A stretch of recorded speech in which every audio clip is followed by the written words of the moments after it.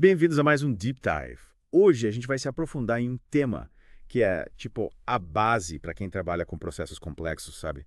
A identificação de modelos empíricos. É isso aí. É como, imagina só, tentar controlar um carro sem ter a mínima ideia de como o volante, os pedais, o motor funciona. Uhum. É basicamente isso que rola quando a gente tenta controlar processos industriais complexos sem esses modelos, sabe? Os modelos empíricos. É fascinante como esses modelos permitem que a gente vá além da teoria, né? Use dados reais para entender como os sistemas se comportam. É tipo aprender a andar de bicicleta. Isso! Você pode ler todos os livros de física, mas nada substitui, a experiência real. Exato. De sentir como ela responde aos seus comandos. Perfeito. E quando a gente fala de processos químicos complexos, tipo colunas de destilação ou reatores, os modelos teóricos, eles podem ser muito complexos. Com, sei lá, centenas de equações e parâmetros. Imagina tentar usar esses modelos para controlar um processo em tempo real. Seria tipo um pesadelo computacional. Total. É aí que os modelos empíricos entram, né? Eles fornecem uma representação mais simples, mais prática da dinâmica do processo, a chave para um controle eficiente. Nosso material descreve um procedimento de 6 etapas para construir esses modelos. Legal. E o primeiro passo, talvez o mais crítico, é o planejamento experimental. Planejamento, sem dúvida, é fundamental. Você precisa saber exatamente o que medir, com que frequência e como você vai estimular o sistema para obter dados relevantes. Um bom entendimento do processo, mesmo que básico, é crucial. É como um detetive investigando uma cena de crime. Isso. Ele precisa coletar as evidências certas Sim. para desvendar o mistério. Perfeito. Coletar dados aleatoriamente pode levar a modelos imprecisos e conclusões erradas. Depois do planejamento, vem a execução do experimento na planta, né? Tipo, botar a mão na massa. Mas as coisas raramente acontecem exatamente como planejado, né? Em um ambiente real. Distúrbios inesperados podem acontecer e a gente precisa preparar para lidar com eles. Monitorar o processo de perto, principalmente as variáveis que a gente quer manter constantes, é essencial. O material que você mandou, ele menciona um exemplo, né? Aham. Sobre uma válvula que emperrou durante um experimento e, impactou totalmente os resultados. Exato. Por isso que a atenção aos detalhes durante a fase experimental é tão importante. Qualquer desvio pode comprometer a qualidade do modelo. A próxima etapa é determinar a estrutura do modelo. Certo. Como saber se o modelo de primeira ordem é suficiente ou se a gente precisa de algo mais complexo. Essa decisão exige uma análise cuidadosa dos dados coletados, né?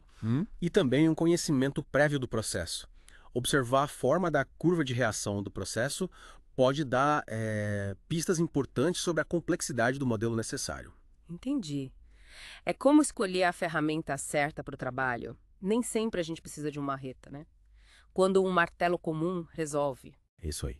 Usar um modelo muito complexo quando um mais simples já resolve pode complicar a análise, a interpretação dos resultados. E aí a gente chega no coração da modelagem. Aham. A estimação de parâmetros. Nosso material destaca 2 métodos principais: a curva de reação do processo e a identificação de modelos estatísticos. Isso. Mas antes de se aprofundar nesses métodos, é importante a gente verificar se o modelo que a gente escolheu, ele realmente se ajusta aos dados, né? Essa fase de avaliação diagnóstica é tipo um check-up do nosso modelo. A gente está procurando por sinais de alerta, Isso. tipo tendências nos erros ou inconsistências que sugerem que tem algo importante faltando. Exatamente. Se o modelo não se ajustar bem aos dados, a gente precisa voltar e reavaliar a estrutura do modelo ou a qualidade dos dados coletados. E por último, mas não menos importante, a verificação. Essa etapa garante que o modelo funcione em diferentes situações, tipo um teste de campo para o nosso modelo. É isso aí. Validar o modelo com um novo conjunto de dados coletados em condições diferentes é fundamental para garantir a confiabilidade dele e a robustez. Afinal, a gente não quer construir estratégias de controle baseadas no modelo que só funciona em condições muito específicas. Agora que a gente já tem uma visão geral do processo, vamos mergulhar no primeiro método. Vamos lá. A curva de reação do processo. Essa técnica é bem intuitiva, visual e ideal para processos com respostas suaves e previsíveis. Ela permite a gente obter insights rápidos sobre a dinâmica do processo. O material descreve 4 etapas principais. Primeiro, a gente deixa o processo se estabilizar num estado estacionário. Certo. Aí a gente introduz uma mudança em degrau na variável de entrada, tipo um aumento repentino na vazão ou na temperatura. E aí a mágica acontece.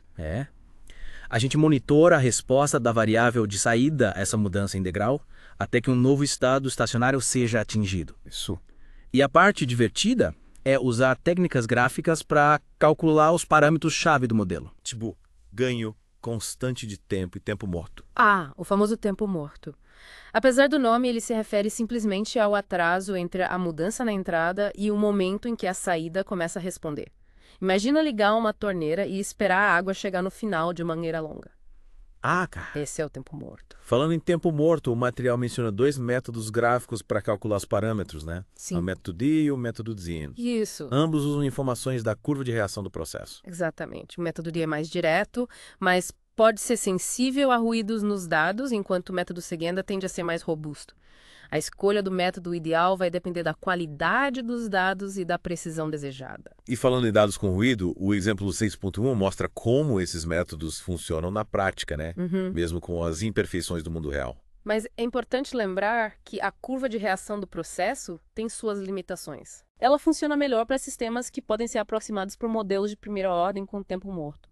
Se o processo é mais complexo que isso, a gente vai precisar de uma abordagem mais sofisticada. O material também destaca alguns desafios, né? Tipo, a presença de ruído nos dados, mudanças em degrau imperfeitas, distúrbios durante o experimento. E sim, Esses fatores podem afetar a precisão dos cálculos e levar a modelos imprecisos. exatamente.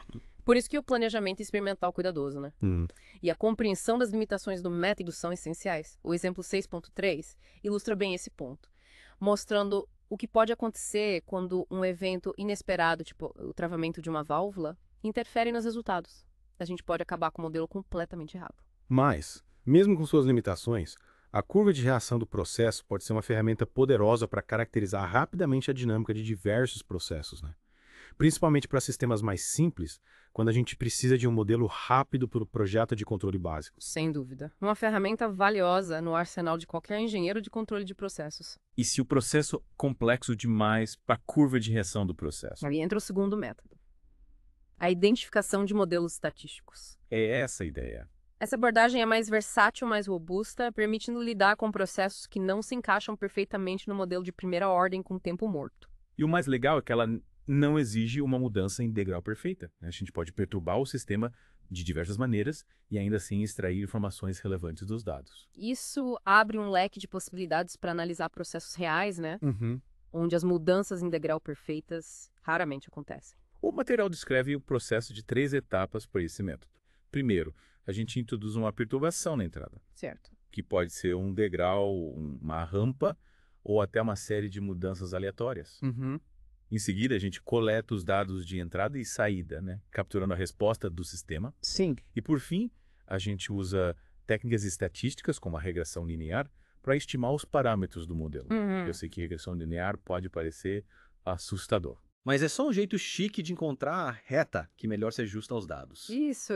A ideia é minimizar o erro geral entre as previsões do modelo e as medições reais. E, ao contrário da curva de reação do processo, que usa só alguns pontos da curva de resposta, a identificação de modelos estatísticos usa todos os dados coletados. Exatamente. Isso torna o método mais robusto ao ruído e menos sensível a distúrbios aleatórios, né, que podem acontecer em experimentos reais. Isso. O exemplo 6.5 ilustra bem esse método, Sim. mostrando como os parâmetros do modelo são calculados, como diferentes tempos mortos são testados e como o modelo final ele captura a dinâmica do sistema, mesmo com a presença de ruído. Mas, como em qualquer técnica de modelagem, existem pressupostos, né? A identificação de modelos estatísticos assume que o erro entre o modelo e os dados é aleatório. Se houver tendências nesses erros, isso sugere que o modelo pode não estar capturando tudo o que deveria. E aí que entram as ferramentas de diagnóstico, né? Tipo os gráficos de resíduos. Elas permitem visualizar esses erros e identificar padrões que podem indicar problemas com o modelo. O exemplo 6.6 mostra como esse processo de diagnóstico funciona, Legal. mostrando como os resíduos podem nos ajudar a avaliar se o modelo está representando bem o processo. E a versatilidade desse método é destacada no exemplo 6.7, né? Onde a mudança na entrada está longe de ser um degrau perfeito. Isso. Parece mais um aumento gradual ao longo do tempo. A identificação de modelos estatísticos lida com isso numa boa, mostrando que ela consegue lidar com situações mais do mundo real. Mas assim como o método da curva de reação do processo, ele tem suas limitações. Se a relação sinal-ruído for muito baixa, ou seja, se as mudanças na saída forem muito pequenas comparadas com o ruído, mesmo os métodos estatísticos mais sofisticados vão ter dificuldade para extrair parâmetros confiáveis do modelo. Entendi. O exemplo 6.8 demonstra esse ponto, né? Mostrando como uma mudança pequena na entrada pode levar a um modelo que não reflete a dinâmica real do processo. Faz sentido. É um lembrete de que, mesmo com técnicas poderosas, o planejamento experimental, né, e a consciência das limitações dos métodos são essenciais para construir modelos confiáveis. A gente tem que encontrar um equilíbrio, né? Minimizar as perturbações no processo e coletar informação suficiente para construir um modelo que realmente reflita o comportamento dele. Exploramos 2 métodos poderosos para a identificação de modelos empíricos: a curva de reação do processo e a identificação de modelos estatísticos. Mas ainda tem muito mais coisa para descobrir. É verdade. Na próxima parte, a gente vai se aprofundar em algumas das considerações adicionais que o material menciona, né? Sim. Incluindo como lidar com estruturas de modelos mais complexas, múltiplas variáveis e entender o impacto das condições de operação na precisão do modelo. A gente também vai explorar o conceito de erro do modelo, né? Porque nenhum modelo é perfeito. É verdade. Vamos discutir como levar esses erros em consideração e projetar estratégias de controle robustas que consigam lidar com as incertezas do mundo real. Beleza. Então, até a próxima, mantenham suas mentes curiosas. Isso. E seus processos funcionando sem problemas. Sem problemas. Bem-vindo de volta ao nosso mergulho profundo na identificação de modelos empíricos. Na última parte, a gente explorou 2 métodos, né? A curva de reação do processo e a identificação de modelos estatísticos. Vimos como cada técnica usa dados reais para construir modelos que, capturam a essência do comportamento de um processo. E a gente também discutiu a importância do planejamento experimental, né? E entender as limitações de cada método. É isso aí. Agora, vamos mergulhar em algumas considerações adicionais que podem nos ajudar a construir modelos ainda mais robustos e confiáveis. Isso. O material que você me mandou, ele menciona que os processos reais, eles geralmente são mais complexos do que aqueles modelos simples de primeira ordem com tempo morto, né? Que a gente discutiu até agora. Às vezes, a gente precisa considerar modelos de ordem superior para representar a dinâmica do sistema com mais precisão. É como, sei lá, trocar uma bicicleta por um carro de corrida, né? Os princípios básicos de direção e frenagem ainda se aplicam, mas a complexidade, o número de fatores que você precisa considerar, aumenta muito. Exato. Para processos que, apresentam comportamentos mais complexos, né? Como oscilações, overshoots ou respostas inversas.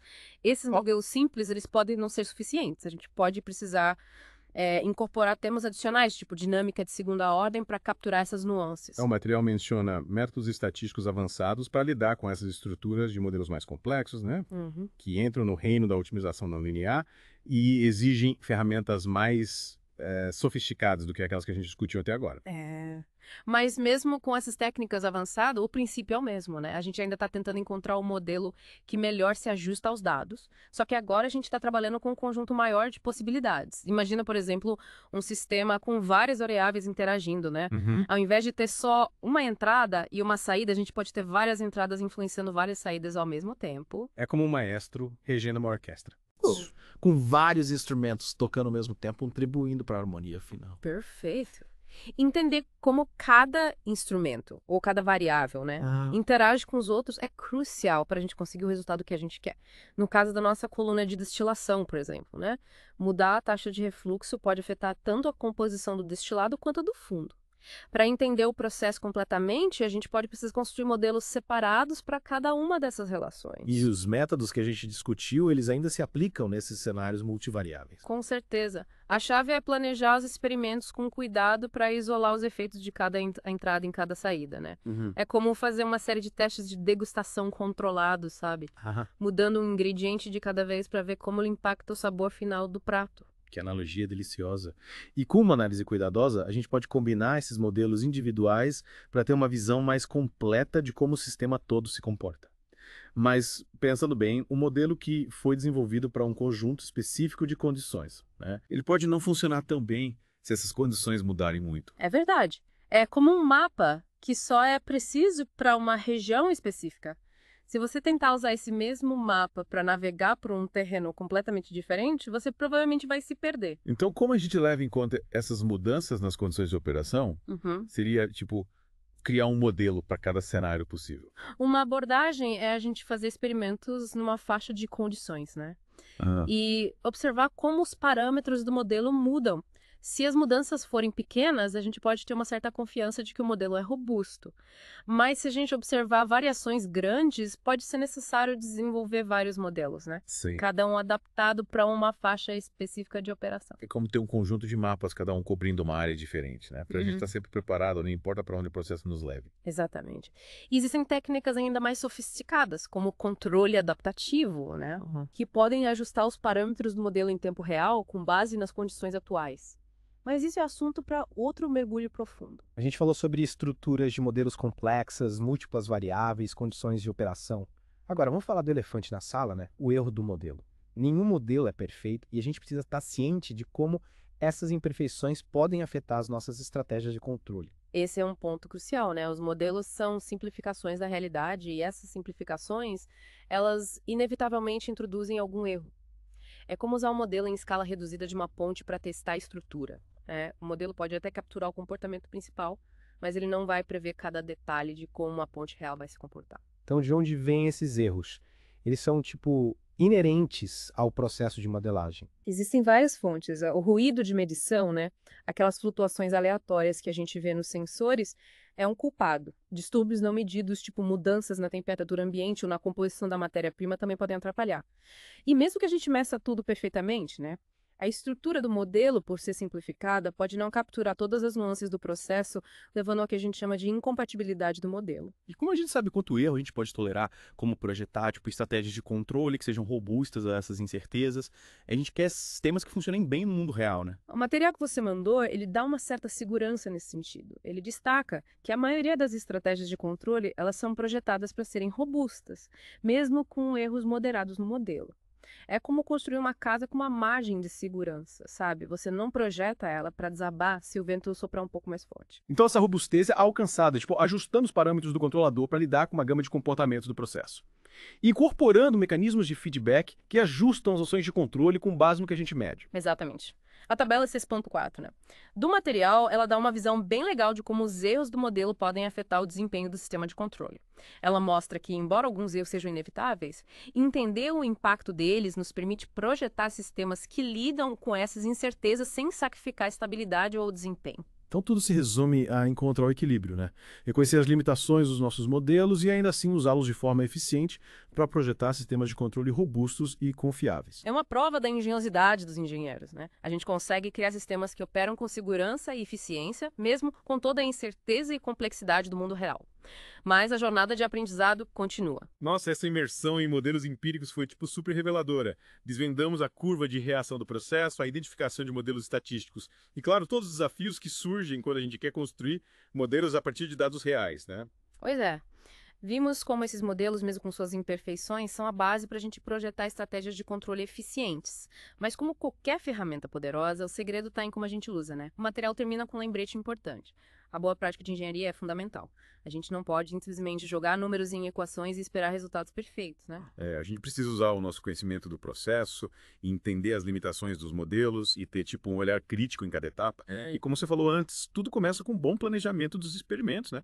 Para coletar dados que realmente façam sentido. Exatamente. A gente precisa pensar em quais variáveis medir, como perturbar o sistema de forma segura e como lidar com os possíveis distúrbios.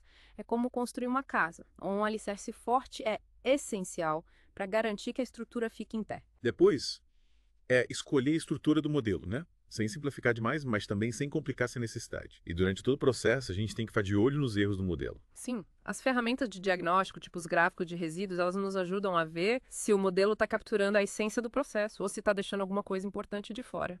A gente precisa estar pronto para ajustar, refinar e até começar de novo se os dados mostrarem que o modelo não está funcionando. E no final das contas, a gente tem que lembrar que nenhum modelo é uma bola de cristal, né? A gente está lidando com o mundo real, com toda a sua bagunça e imprevisibilidade. Totalmente. Mas entendendo essas limitações e projetando estratégias de controle robustas, a gente consegue criar sistemas que operam de forma segura, eficiente e confiável. É incrível como a gente consegue usar esses modelos, mesmo com suas imperfeições, para controlar processos complexos, né?